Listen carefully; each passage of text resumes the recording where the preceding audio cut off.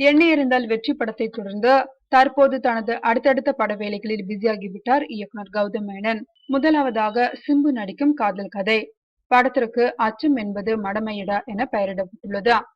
சிம்பு கௌதம் மேனன் காம்பினேஷனில் தயாராகும் இந்த படம் இன்னொரு விண்ணை தாண்டி வருவாயாக இருக்கும் என ரசிகர்கள் மத்தியில் இப்போதே எதிர்பார்ப்பு எகிரியுள்ளது.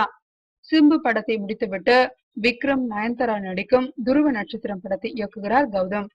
இப்படம் போலீஸ் கதாபாத்திரமாக தான் இருக்கும் என எதிர்பார்க்கப்படுகிறது. மேற்கூறிய 2 படங்களையும் முடித்தவுடன் விஷாலை இயக்க திட்டமிட்டுள்ளார் கௌதம்.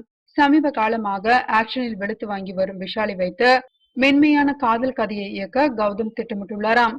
இதற்கிடையே மீண்டும் அஜித்தை வைத்து எண்ணெய் எறிந்தால் 2ஆம் பாகம் இயக்கும் ஐடியாவிலும் கௌதம் இருப்பதாக கூறப்படுகிறது.